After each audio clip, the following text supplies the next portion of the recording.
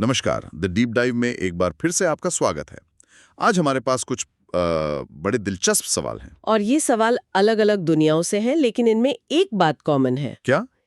ये सब उन अदृश्य शक्तियों के बारे में है जो हमारी दुनिया को आकार देती हैं। वो ताकतें जिन्हें हम रोज देख नहीं पाते, लेकिन जिनका असर हर जगह है। बिल्कुल। तो आज हम सिर्फ इन सवालों के जवाब नहीं ढूंढेंगे, बल्कि उन जवाबों के पीछे छिपी कहानी, उस अदृश्य शक्ति को समझने की कोशिश करेंगे। तो चलिए शुरू करते हैं। जरूर। पहला सवाल हमें भूविज्ञान की दुनिया में ले जाता है। सवाल ये है कि ये जो महाद्वीप और महासागर हैं, ये पृथ्वी पर इतने बेतरतीब ढंग से क्यों फैले हुए हैं? और स्रोतों के हिसाब से इसका जवाब है सी फ्लोर स्प्रेडिंग और प्लेट टेक्टोनिक्स। ये सुनने में थोड़े भारी शब्द लगते हैं, पर इसकी कहानी बड़ी मजेदार है। हाँ। ये कहानी शुरू होती है 1912 में एक जर्मन वैज्ञानिक एल्फ्रेड वेगेनर से। वेगेनर ने दुनिया का नक्शा देखा और उन्हें लगा कि ये सब महाद्वीप, खासकर दक्षिण अमेरिका और अफ्रीका, वो एक पहेली के टुकड़ों की तरह लगते हैं, जैसे एक दूसरे में फिट हो जाते हैं। बिल्कुल, उन्होंने यही सोचा और उन्होंने कहा कि करोड़ों साल पहले ये सब एक ही विशाल भूभाग का हिस्सा थे। उन्होंने उसे नाम दिया पेंजिया। ये आइडिया तो बहुत जबरदस्त है, लेकिन मैंने पढ़ा है कि उस समय किसी ने उनकी बात मानी नहीं। ऐसा क्यों? आपने सही पकड़ा। देखिए, वेगेनर के पास सबूत थे। उन्होंने कहा, देखो, अटलांटिक के दोनों तरफ की चट्टानें एक जैसी हैं। अच्छा। यहाँ तक कि कुछ जगहों पर सोने के भंडार भी एक ही लाइन में मिलते हैं। और सबसे बड़ा सबूत था जीवाश्म। जीवाश्म? वो कैसे? ग्लोसप्टेरिस नाम का एक पौधा था। उसके जीवाश्म भारत, ऑस्ट्रेलिया, दक्षिण अमेरिका सब जगह मिले। अब एक पौधा हजारों किलोमीटर का समंदर तैर कर तो नहीं जा सकता है ना? हाँ, नहीं, ये तो नामुमकिन है। तो सबूत तो काफी मजबूत थे। फिर समस्या कहाँ थी? समस्या थी कैसे में। जब लोगों ने वैगनर से पूछा कि ठीक है, मान लिया, पर ये इतने विशाल महाद्वीप आखिर खिसके कैसे, कौन सी ताकत इन्हें धकेल रही है, तो उनके पास इसका जवाब नहीं था। बिल्कुल नहीं। और इसी एक सवाल ने उनकी पूरी थियरी को दशकों तक साइडलाइन कर दिया। तो फिर ये पहेली सुलझी कैसे? वो अदृश्य शक्ति आखिर मिली कहाँ? वो शक्ति मिली पृथ्वी की गहराइयों में। 1930 के आसपास आर्थर होम्स नाम के एक वैज्ञानिक ने संवहन धाराओं, मतलब कन्वेक्शन करंट्स का आइडिया दिया। संवहन धाराएं? ये क्या होती हैं? इसे ऐसे समझिए जैसे आप किसी बर्तन में पानी उबाल रहे हों। नीचे का गर्म पानी हल्का होकर ऊपर उठता है और ऊपर का ठंडा पानी भारी होकर नीचे जाता है। इससे पानी में एक गोलाकार बहाव बन जाता है। अच्छा, तो क्या पृथ्वी के अंदर भी ऐसा ही कुछ हो रहा है? बिल्कुल। पृथ्वी के कोर की जबरदस्त गर्मी मैंटल की चट्टानों को पिघलाकर एक बहुत ही धीमी गति का उबाल पैदा करती है। और हमारे महाद्वीप वो इसी उबलते मेटल के ऊपर तैर रही विशाल प्लेटों का हिस्सा है। मतलब असल में महाद्वीप नहीं खिसक रहे, बल्कि वो प्लेटें खिसक रही हैं। हाँ, जैसे किसी कन्वेयर बेल्ट पे रखा सामान। और जब ये प्लेटें टकराती हैं तो हिमालय जैसे पहाड़ बनते हैं। कमाल है। तो हम जिस जमीन पर खड़े हैं वो असल में स्थिर है ही नहीं। ये तो एक बहुत ही धीमी गति के महासागरीय तूफान पर तैर रही है। यही प्लेट टेक्टोनिक्स की खूबसूरती है। तो जैसे पृथ्वी की सतह पर ये धीमी और विशाल शक्तियां काम कर रही थीं, वैसे ही 20वीं सदी के अंत में भारत की अर्थव्यवस्था में भी जबरदस्त बदलाव आ रहे थे। हाँ, एक तरह का आर्थिक भूकंप कह सकते हैं। बिल्कुल। तो अगला सवाल उसी से जुड़ा है।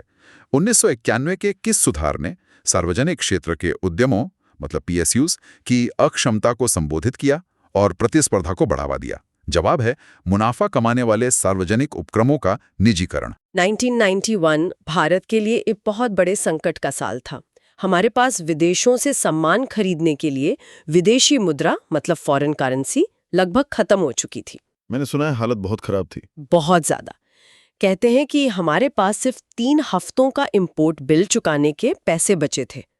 इसी संकट से उभरने के लिए LPG मॉडल, यानी उदारीकरण, निजीकरण और वैश्वीकरण को अपनाया गया। 1991 से पहले के दौर को लाइसेंस राज भी कहते हैं।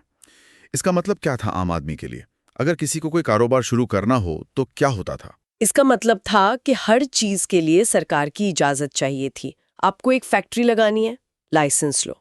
उत्पादन बढ़ाना है, उसके लिए भी लाइसेंस लो। तो इससे तो बहुत लाल पीताशाही और भ्रष्टाचार होता होगा। बिल्कुल। इस व्यवस्था ने इनोवेशन को लगभग खत्म कर दिया था। पूरी अर्थव्यवस्था सरकारी कंपनियों पर निर्भर थी, जिनमें से ज्यादातर घाटे में चल रही थीं। कोई कंपटीशन ही नहीं था। तो निजीकरण का मतलब सिर्फ सरकारी कंपनियों को बेचना नहीं था, ये पूरी सोच को बदलना था। एकदम सही कहा आपने। ये सिर्फ एक आर्थिक नीति में बदलाव नहीं था, ये भारत के दर्शन में एक बुनियादी बदलाव था। हम एक ऐसे राज्य से आगे बढ़ रहे थे जो सब कुछ कंट्रोल करता है, एक ऐसे राज्य की ओर जो बाजार को सक्षम बनाता है। मतलब सरकार का काम माहौल बनाना है, खुद हर काम करना नहीं। जी, निजीकरण ने प्राइवेट कंपनियों को उन सेक्टर्स में आने की इजाजत दी जो पहले सिर्फ सरकार के लिए थे। इससे कंपटीशन बढ़ा, ग्राहकों के पास चॉइस आई और सरकारी कंपनियों पर भी बेहतर करने का दबाव बना। तो यहाँ की अदृश्य शक्ति थी बाजार की ताकत, जिसे दशकों के बाद खोला गया। चलिए अब देखते हैं कि इन बदलावों को और दुनिया भर के देशों के प्रदर्शन को नापा कैसे जाता है। अगला सवाल कुछ वैश्विक सूचकांकों के बारे में है। हाँ, ये बहुत जरूरी है। चलिए जल्दी से सही मिलान देख लेते हैं।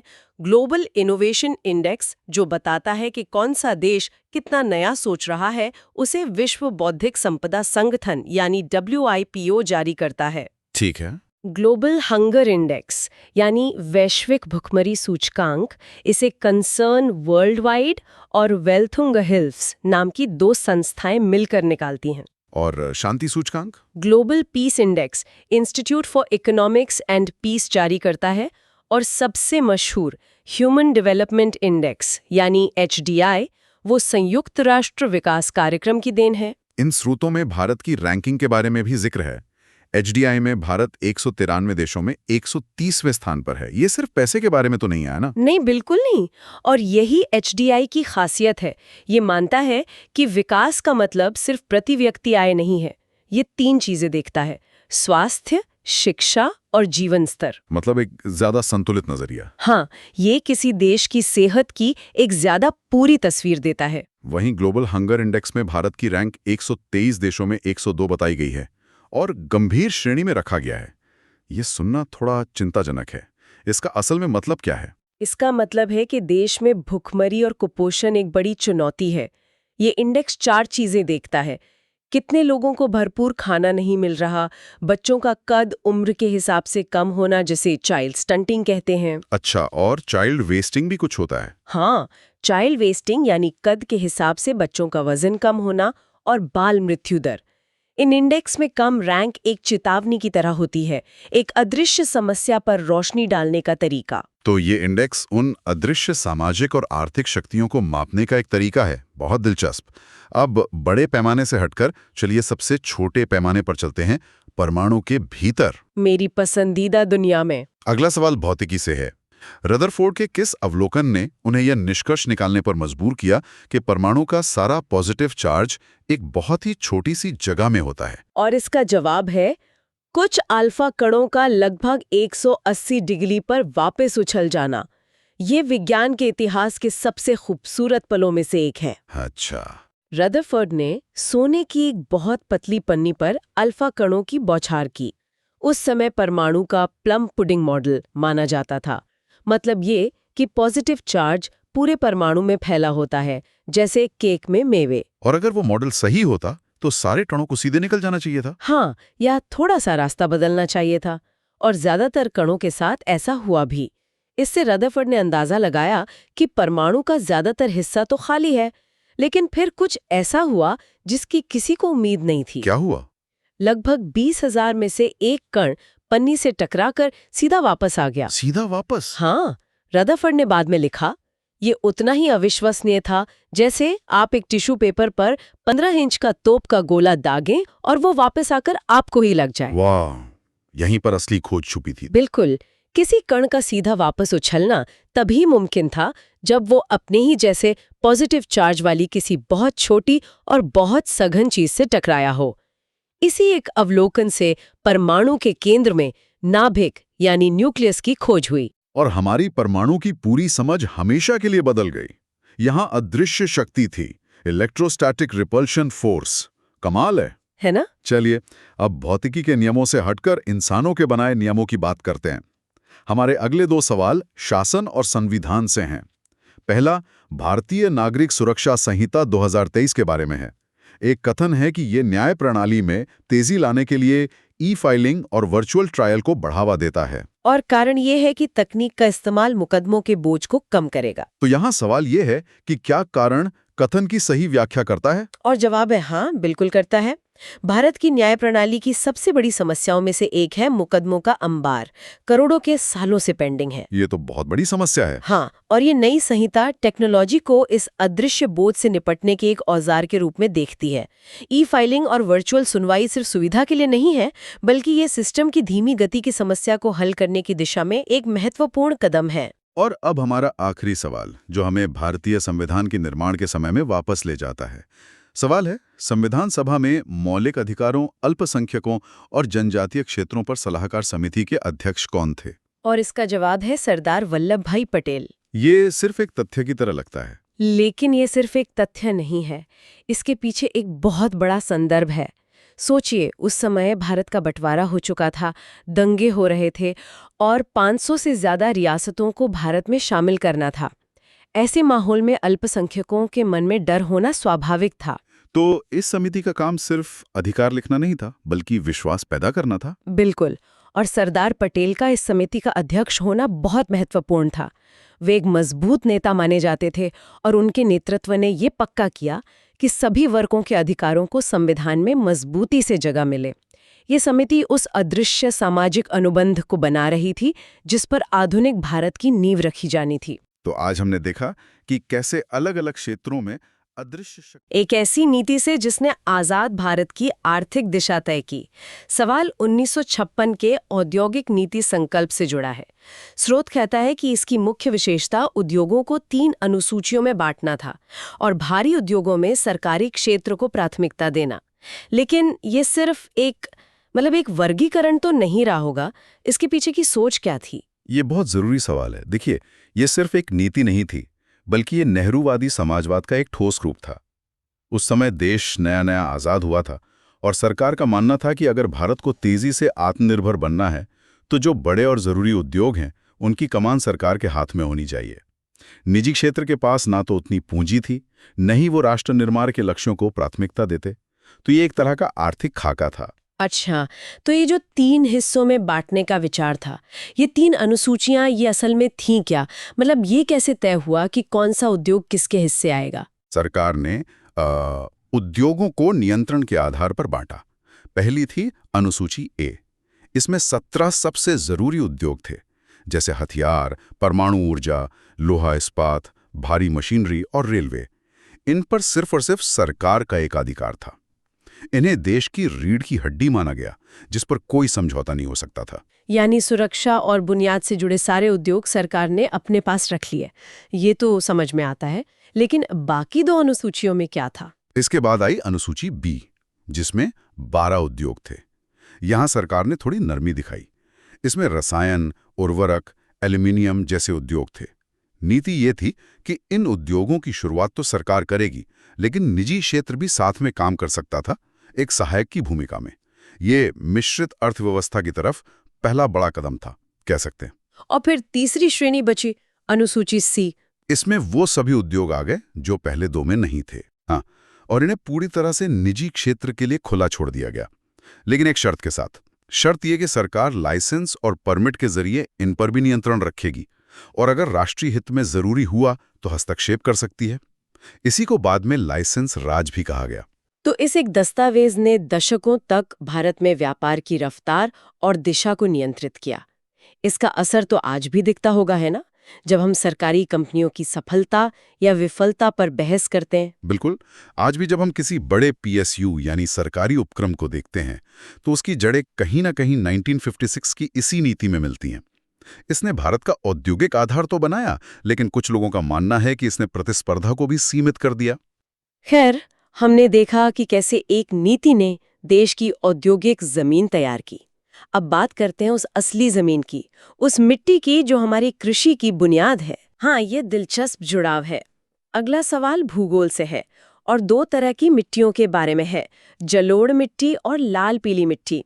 स्रोत के अनुसार जलोढ़ मिट्टी ज्यादा उपजाऊ होती है और नदियों द्वारा लाई जाती है, जबकि लाल पीली मिट्टी कम उपजाऊ होती है और चट्टानों से बनती है। इनके बनने की प्रक्रिया में इतना अंतर क्यों है? सारा फर्क इनकी पैदाइश में छिपा है। जलोढ़ मिट्टी, जैसा कि नाम में ही है जल, ये नदियों का तोहफा है। हजारों सालों से हिमालय और प्रायद्वीप की नदियां पहाड़ों से गाद और तलछट बहाकर लाती हैं और मैदानों में बिछा देती हैं। ये एक ताज़ा, नई और पोषक तत्वों से भरपूर परत होती है। इसलिए भारत के उत्तरी मैदान दुनिया के सबसे उपजाऊ इलाकों में से हैं। और स्रोत में ये भी लिखा है कि इसमें पोटैश और चूना तो बहुत होता है, पर नाइट्रोजन की कमी होती है। शायद इसीलिए हमारे किसानों को यूरिया का इतना इस्तेमाल करना पड़ता है। इसमें भी खादर और बांगर ये दो प्रकार हैं, है ना? हाँ, खादर वो नई जलोढ़ मिट्टी है जो हर साल बाढ़ के साथ नदी के किनारों पर जमा होती है। ये बहुत ज़्यादा उपजाऊ होती है। और बांगर पुरानी जलोढ़ मिट्टी है जो नदी से दूर ऊंचे इलाकों में मिलती है। ये खादर जितनी उपजाऊ नहीं होती। अब आते हैं लाल पीली मिट्टी पर। ये नदियों की नहीं बल्कि चट्टानों की देन है। कौन सी चट्टानें? इसे आसान भाषा में समझें तो ये वो चट्टानें हैं जो या तो ज्वालामुखी के लावे के ठंडा होने से बनती हैं या फिर जमीन के अंदर भारी दबाव और गर्मी से अपना रूप बदल लेती हैं। जब ये करोड़ों साल पुरानी कठोर चट्टानें मौसम की मार से टूटती हैं तो लाल मिट्टी बनती है। इसका लाल रंग इसमें मौजूद लोहे के कणों में जंग लगने की वजह से होता है। अरे ये तो कमाल की बात है।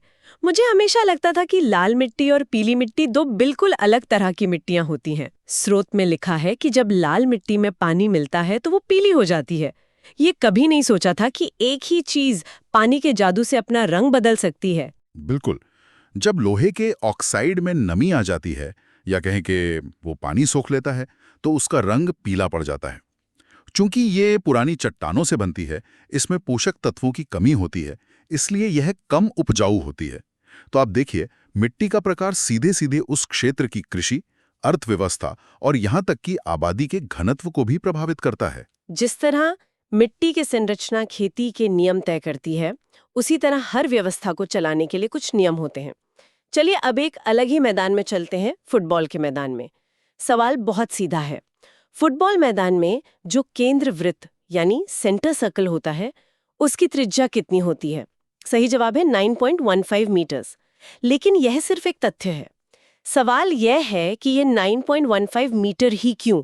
इसका कोई खास मकसद है? हाँ, ये दूरी सिर्फ एक मंपल नहीं है। ये फेयर प्ले यानी निष्पक्ष खेल का सिद्धांत है। इसका एक ही मकसद है, जब खेल शुरू होता है या गोल के बाद दोबारा शुरू होता है तो किक ऑफ के समय सिर्फ एक टीम के खिलाड़ी ही उस वृत्त के अंदर रह सकते हैं। ये 9.15 मीटर की दूरी ये सुनिश्चित करती है कि विरोधी टीम के खिलाड़ी गेंद से एक निश्चित दूरी पर रहें और उन्हें गेंद पर पहला स्पर्श करने का कोई अनुचित फायदा ना मिले। अच्छा, तो ये विरोधी टीम को दूर रखने के लिए है। यही नियम फ्री किक के समय भी लागू होता है ना? जब बचाव करने वाली टीम को दीवार बनाने के लिए कहा जाता है तो उन्हें गेंद से 9.15 मीटर दूर रहना पड़ता है। बिल्कुल सही। तो ये एक छोटा सा नियम खेल की रूह को बचाता है। ये सुनिश्चित करता है कि खेल कौशल से खेला जाए, धोखे से नहीं। खेल की व्यवस्था इन्हीं छोटे छोटे नियमों में बसती है। एक नियम जो खेल को व्यवस्था और इतिहास देता है। और इतिहास की बात आई है तो चलिए अब समय में पीछे चलते हैं, उस दौर में जब भारत का राजनीतिक नक्शा बन रहा था। अगला सवाल प्राचीन भारत के महाजनपदों और उनकी राजधानियों के सही मिलान के बारे में है। वत्स की राजधानी कौशाम्बी, मगध की राजगृह, कुरु की इंद्रप्रस्थ और अवंती की उज्जैनी। ये तो सिर्फ नामों की एक सूची है, लेकिन ये हमें उस समय के भारत के बारे में क्या बताती है? ये सूची हमें उस दौर के शक्ति संतुलन की एक झलक देती है। ये महाजनपद, जो लगभग 6ठी शताब्दी ईसा पूर्व में उभरे, भारत के पहले बड़े राज्य थे। इससे पहले छोटे छोटे कबीलाई समूह होते थे जिन्हें जनपद कहा जाता था।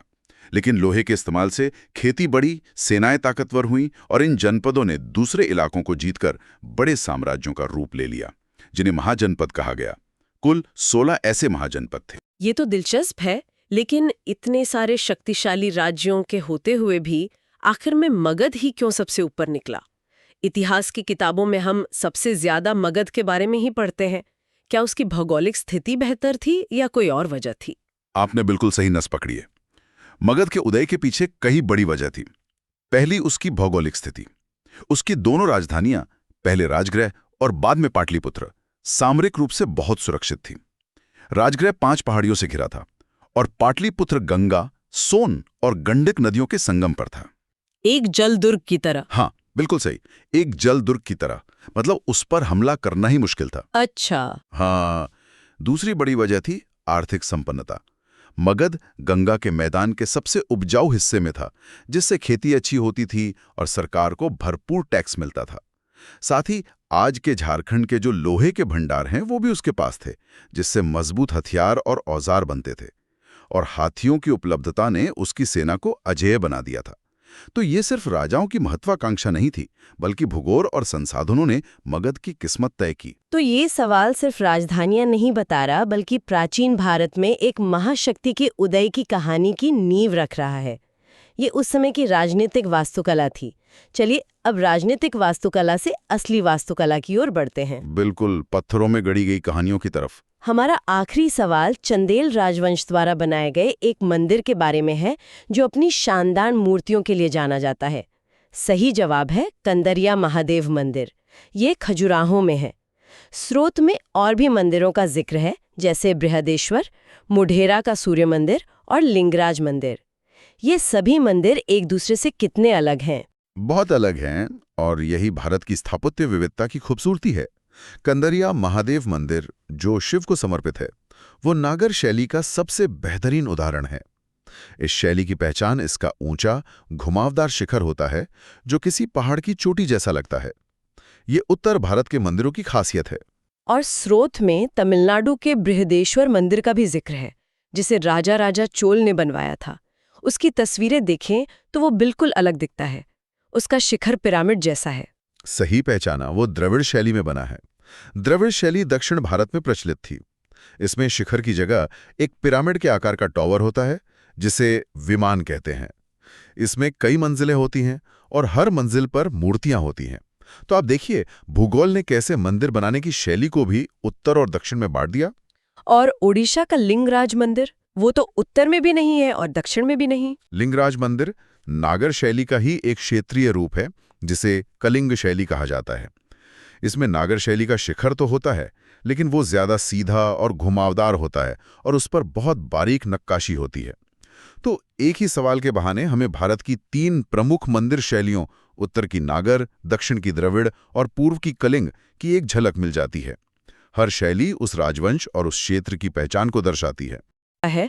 और ये 2 शब्दों के इर्द गिर्द घूमता है, जिन्हें हम अक्सर सुनते हैं, जीडीपी और जीएनपी। सवाल है कि सकल राष्ट्रीय उत्पाद या ग्रॉस नेशनल प्रोडक्ट मतलब जीएनपी की सही परिभाषा क्या है? ये एक ऐसा सवाल है जो किसी भी देश की आर्थिक सेहत को समझने की बुनियाद है। इसका सही जवाब है जीएनपी का मतलब है किसी देश के नागरिकों द्वारा, चाहे वे देश के अंदर हों या बाहर, एक साल में पैदा की गई कुल आमदनी। यहाँ सबसे जरूरी शब्द है नागरिक। मैं हमेशा से इन दोनों जीडीपी और जीएनपी को लेकर थोड़ी उलझन में रही हूँ। सुनने में एक जैसे लगते हैं, पर ऐसा है नहीं। तो जीडीपी का फोकस किस पर होता है? जीडीपी यानी ग्रोस डोमेस्टिक प्रोडक्ट का फोकस जगह पर होता है, मतलब देश की भौगोलिक सीमा पर। भारत की सीमा के अंदर जो कुछ भी उत्पादन हो रहा है, चाहे वो कोई भारतीय कंपनी करे या कोई विदेशी कंपनी, वो सब भारत की जीडीपी में गिना जाएगा। आसान भाषा में जीडीपी पूछती है कहाँ बन रहा है, और जीएनपी पूछता है कौन बना रहा है। एकदम सही। जीएनपी का लेना देना देश की सीमा से नहीं, बल्कि देश के नागरिकों से है। तो अगर कोई भारतीय इंजीनियर दुबई में काम कर रहा है, तो उसकी कमाई भारत की जीडीपी का हिस्सा नहीं होगी, क्योंकि वो भारत की सीमा के बाहर है। लेकिन वो भारत के जीएनपी में गिनी जाएगी। हाँ बिल्कुल, क्योंकि वो एक भारतीय नागरिक है। ये तो बहुत बड़ा अंतर है। इसका मतलब ये हुआ कि कुछ देशों के लिए जीडीपी के मुकाबले जीएनपी उनकी आर्थिक कहानी को ज्यादा बेहतर तरीके से बताता होगा। आपने बिल्कुल सही नस पकड़ी है। सोचिए फिलीपींस जैसे देश के बारे में, जहां लाखों लोग विदेशों में काम करते हैं और अपने घर पैसा भेजते हैं। उनकी जीडीपी शायद उतनी प्रभावशाली न दिखे, लेकिन जब आप उनकी जीएनपी देखते हैं, जिसमें उनके सभी नागरिकों की विदेशी कमाई भी शामिल होती है, तो आपको उस देश की असली आर्थिक ताकत का अंदाजा होता है। अच्छा, और ये बात तो हमारे देश के कुछ राज्यों पर भी लागू होती होगी। हाँ, बिल्कुल। जैसे केरला, जहां से बहुत बड़ी संख्या में लोग खाड़ी देशों में काम करते हैं। तो जीएनपी हमें किसी देश के लोगों की कुल कमाई की कहानी बताता है, न कि सिर्फ उस देश की जमीन की। वाह, तो ये सिर्फ एक परिभाषा का अंतर नहीं है, ये किसी अर्थव्यवस्था को देखने के 2 अलग-अलग चश्मे हैं। चलिए, अर्थव्यवस्था की इन मानव निर्मित सीमाओं से हटकर अब प्रकृति की बनाई सीमाओं पर चलते हैं। एक नदी प्रणाली पर। सवाल घाघरा नदी के बारे में है और इसमें 3 कथन दिए गए हैं। जी। एला कि ये हिमालय में मापचोचुंगो ग्लेशियर से निकलती है। दूसरा, ये शीशा पानी में एक गहरी घाटी बनाती है। और तीसरा, ये शारदा नदी से मिलने के बाद इलाहाबाद में गंगा में मिल जाती है। इस सवाल में भूगोल का एक दिलचस्प पहलू छिपा है। देखिए, पहले दो कथन बिल्कुल सही हैं। घाघरा नदी का सफर वाकई तिब्बत के पठार पर मौजूद मापचाचुंगो ग्लेशियर से शुरू होता है, और जब ये विशाल नदी हिमालय के पहाड़ों को चीरती हुई नीचे उतरती है तो शीशा पानी नाम की जगह पर एक बहुत गहरी और शानदार घाटी बनाती है। आप कल्पना कर सकती हैं कि हजारों सालों से पानी कैसे पत्थर को काटता आया है। तो गड़बड़ तीसरे कथन में है, जो कहता है कि ये इलाहाबाद में गंगा से मिलती है। ये सुनने में तो सही लगता है। और यहीं पर अक्सर लोग गलती कर जाते हैं। इलाहाबाद, जिसे अब हम प्रयागराज कहते हैं, वो गंगा, यमुना और पौराणिक सरस्वती के महासंगम के लिए प्रसिद्ध है। हाँ, वो तो संगम है। बिल्कुल, वो भारत के सबसे पवित्र स्थानों में से एक है। घाघरा नदी गंगा में मिलती जरूर है, लेकिन वो संगम प्रयागराज में नहीं, बल्कि सैकड़ों किलोमीटर दूर बिहार में छपरा के पास होता है। तो वो तीसरा कथन गलत है। अच्छा, ये जानना तो दिलचस्प है। एक नदी का सफर भी कितना जटिल हो सकता है। और उसी नदी की लाई मिट्टी से हमारे मैदान उपजाऊ बनते हैं, और उन्हीं मैदानों के नीचे दबा है हमारा अगला विषय, कोयला। सवाल है कि लिग्नाइट कोयले का सबसे बड़ा उत्पादक राज्य कौन सा है? इसका सीधा जवाब है तमिलनाडु। वहां की नेविली लिग्नाइट कॉरपोरेशन भारत में लिग्नाइट उत्पादन का एक बहुत बड़ा केंद्र है। लिग्नाइट को अक्सर भूरा कोयला या ब्राउन कोल भी कहते हैं, क्योंकि ये कोयले की बहुत अच्छी किस्म नहीं मानी जाती। अच्छा, जब हम कहते हैं कि कोई कोयला अच्छा है या बुरा, तो इसका असली मतलब क्या होता है? क्या ये सिर्फ रंग की बात है? नहीं, रंग से ज्यादा ये उसके अंदर छिपी ऊर्जा की बात है। कोयले की गुणवत्ता उसके कार्बन की मात्रा से तय होती है। आप इसे चाय की पत्तियों की तरह सोच सकती हैं। चाय की पत्तियां कैसे? देखिए, सबसे अच्छी क्वालिटी है एंथ्रेसाइट, जिसमें 85% से भी ज्यादा कार्बन होता है। ये एक मजबूत गहरे रंग की चाय की तरह है, जो सबसे ज्यादा ऊर्जा देती है, कम धुआं करती है और धीरे धीरे जलती है। और भारत में जो सबसे ज्यादा पाया जाता है वो कौन सा है? भारत में सबसे ज्यादा बिटुमिनस कोयला मिलता है। इसमें कार्बन की मात्रा 75 से 85% के बीच होती है। ये हमारी ज्यादातर जरूरतों को पूरा करता है। खासकर बिजली बनाने वाले पावर प्लांट्स और स्टील फैक्ट्रियों में इसका खूब इस्तेमाल होता है। और फिर आता है लिग्नाइट। हाँ, इसके बाद आता है लिग्नाइट, जिसकी हम बात कर रहे थे। इसमें कार्बन करीब 65 से 75% होता है और नमी बहुत ज्यादा होती है। मतलब ये गीली चाय की पत्ती जैसा है, जिसे जलाने पर धुआं ज्यादा और आंच कम मिलती है। और सबसे खराब? सबसे आखिर में आता है पीट, जो असल में कोयला बनने की पहली स्टेज है। इसमें 50% से भी कम कार्बन होता है और ये बस मिट्टी और वनस्पति का मिश्रण जैसा होता है। तो इसका मतलब ये है कि भारत के पास सबसे अच्छी क्वालिटी वाला एंथ्रासाइट कोयला ज्यादा नहीं है। इसका हमारे उद्योगों और बिजली की कीमतों पर क्या असर पड़ता है? ये एक बहुत ही महत्वपूर्ण सवाल है।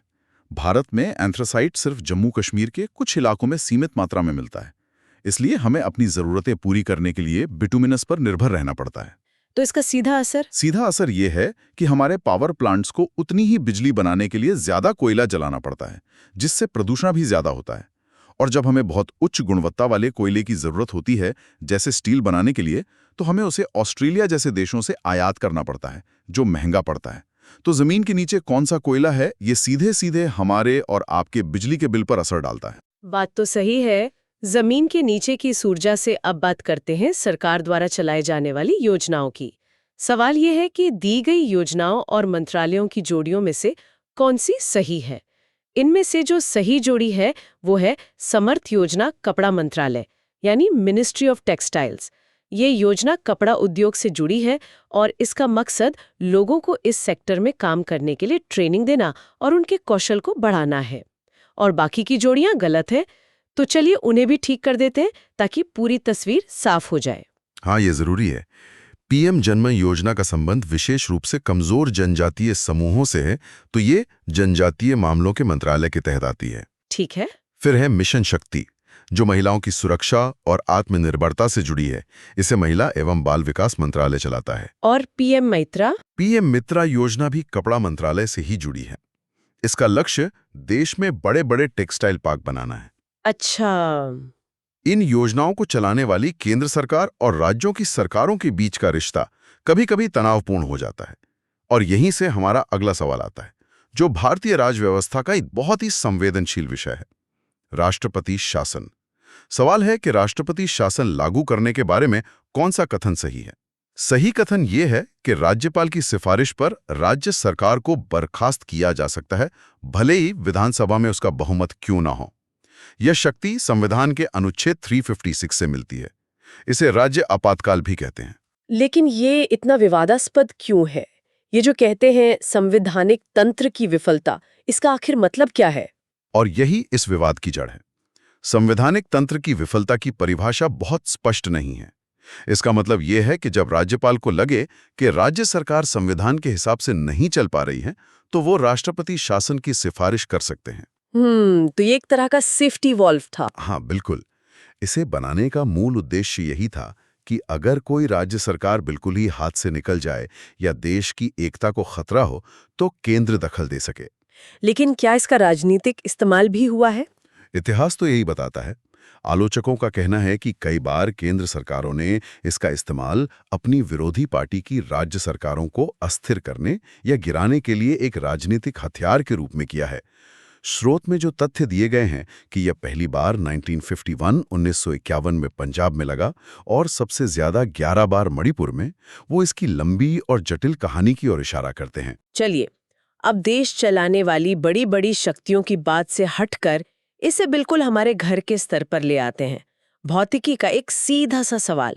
एक इलेक्ट्रिक केटली की पावर 2.2 किलोवाट है। अगर उसे 30 मिनट तक चलाया जाए और बिजली का दाम 4 रुपए प्रति यूनिट है, तो पानी उबालने में कितना खर्च आएगा? ये हमारे रोजमर्रा के जीवन का गणित है। इसका जवाब है 4.4 रुपए। और इसे समझना बहुत आसान है। सबसे पहले हमें ये निकालना है कि केतली ने कुल कितनी बिजली खाई। इसका एक सीधा सा फॉर्मूला है। ऊर्जा यानी किलोवाट आवर बराबर है पावर गुणा समय। तो पावर है 2.2 किलोवाट और समय है 30 मिनट यानी आधा घंटा या 0.5 घंटे। सही। तो 2.2 को 0.5 से गुणा किया तो आया 1.1 किलोवाट घंटा, मतलब kWh। इसी kWh को हम आम भाषा में यूनिट कहते हैं। जब आपके घर का बिजली का बिल आता है तो वो इन्हीं यूनिट्स के आधार पर बनता है। तो केतली ने 1.1 यूनिट बिजली इस्तेमाल की और 1 यूनिट का दाम 4 रुपए है, तो 1.1 को 4 से गुणा कर दिया और जवाब आ गया 4.4। ये तो वाकई बहुत आसान है। बिल्कुल। और ये हमें अपने घर के उपकरणों की बिजली की खपत के बारे में ज्यादा जागरूक भी बनाता है। ये केतली तो मानव निर्मित तकनीक का एक उदाहरण है। अब चलते हैं प्रकृति की एक अद्भुत तकनीक की ओर। जीव विज्ञान का सवाल है, स्पंज की सबसे अनोखी विशेषता क्या है? स्पंज जंतु जगत के सबसे सरल जीवों में से हैं, लेकिन उनके पास एक ऐसी चीज है जो किसी और के पास नहीं है, उनकी जल नहर प्रणाली, और उस प्रणाली को चलाने वाली खास कोशिकाएं जिन्हें कोइनोसाइट्स कहते हैं। जल नहर प्रणाली, ये सुनने में किसी शहर के ड्रेनेज सिस्टम जैसा लगता है। आपकी तुलना काफी हद तक सही है। स्पंज का पूरा शरीर छोटे छोटे छेदों से भरा होता है। पानी इन्हीं छेदों से अंदर आता है और नहरों के एक जाल से गुजरता हुआ एक बड़े छेद से बाहर निकल जाता है। ये बहता हुआ पानी ही स्पंज के लिए सब कुछ है। सब कुछ मतलब इसी से वो सांस लेता है, इसी से उसे खाने के कण मिलते हैं और इसी में वो अपनी गंदगी बहा देता है। ये उसका सर्कुलेटरी सिस्टम, रेस्पिरेटरी सिस्टम और एक्सक्रीटरी सिस्टम सब कुछ एक में ही है। और आपने कोइनोसाइट्स का जिक्र किया। उनका क्या काम है? ये कोइनोसाइट्स ही इस पूरे सिस्टम के इंजन है। ये खास कोशिकाएं होती हैं जिनके पास एक पूंछ जैसी चीज होती है। लाखों कोइनोसाइट्स जब एक साथ अपनी पूंछ हिलाते हैं तो पानी का एक करंट बनता है जो लगातार नहरों में बहता रहता है। अद्भुत। स्पंज अपने अंदर पानी के बहाव को नियंत्रित करते हैं। हमारा आखिरी सवाल एक अलग तरह के बहाव के बारे में है, गुरुत्वाकर्षण के प्रभाव में ग्रहों की गति। सवाल है कि जब कोई चीज किसी दूसरी चीज के गुरुत्वाकर्षण के खिंचाव में घूमती है तो कौन सी चीजें हैं जो नहीं बदलती, मतलब संरक्षित रहती हैं। यह खगोल भौतिकी के सबसे खूबसूरत सिद्धांतों में से एक है। इस स्थिति में दो चीजें हमेशा संरक्षित रहती हैं, कोणीय संवेग और कुल यांत्रिक ऊर्जा। इसे पृथ्वी और सूर्य के उदाहरण से समझते हैं। पृथ्वी सूर्य के चारों ओर एक अंडाकार रास्ते पर घूमती है, तो क्या उसकी ऊर्जा और गति हमेशा एक जैसी रहती है? नहीं। और यही बात इसे दिलचस्प बनाती है। देखिए, यांत्रिक ऊर्जा 2 तरह की ऊर्जा का जोड़ है, गतिज ऊर्जा और स्थितिज ऊर्जा। गति और स्थिति। हाँ, जब पृथ्वी घूमते हुए सूर्य के करीब आती है तो गुरुत्वाकर्षण का खिंचाव उसे तेज कर देता है। उसकी गतिज ऊर्जा बढ़ जाती है, लेकिन स्थितिज ऊर्जा कम हो जाती है। जब वो सूर्य से दूर जाती है तो वो धीमी हो जाती है। तो उसकी गतिज ऊर्जा कम हो जाती है, लेकिन स्थितिज ऊर्जा बढ़ जाती है। बिल्कुल। तो ये दोनों ऊर्जाएं लगातार बदलती रहती हैं, लेकिन उनका कुल जोड़ यानी यांत्रिक ऊर्जा हमेशा एक समान रहता है। ये एक परफेक्ट संतुलन है। और कोणीय संवेग का क्या? उसे सरल शब्दों में कैसे समझें? कोणीय संवेग को समझने का सबसे अच्छा तरीका एक आइस स्केटर का उदाहरण है। जब स्केटर घूमते हुए अपने हाथों को अंदर की ओर खींचता है तो उसकी घूमने की गति तेज हो जाती है। जब वो हाथ फैलाता है तो गति धीमी हो जाती है। ग्रह भी ठीक यही करते हैं। तो आज हमने अर्थव्यवस्था से लेकर भौतिकी तक कई अलग-अलग विषयों को छुआ और हर सवाल के पीछे एक गहरा सिद्धांत था। हाँ, और ये दिखाता है कि कैसे बुनियादी नियम इन सभी अलग-अलग क्षेत्रों में काम करते हैं। ऊर्जा संरक्षण का नियम ग्रहों को उनकी कक्षा में संतुलित रखता है और आर्थिक परिभाषाओं की सटीकता हमें एक देश की अर्थव्यवस्था को संतुलित नजरिए से देखने में मदद करती है। ये सोचना वाकई दिलचस्प है कि कैसे संतुलन और संरक्षण के ये सिद्धांत प्रकृति और इंसानी प्रणालियों दोनों में अलग-अलग शक्लों में दिखाई देते हैं। क्या गुरुत्वाकर्षण, जीव विज्ञान और अर्थशास्त्र जैसी विविध चीजों में कोई गहरा साझा पैटर्न है जिसे हम इन उदाहरणों के जरिए देख सकते हैं? इसी सवाल के साथ आज की ये चर्चा यहीं समाप्त करते हैं।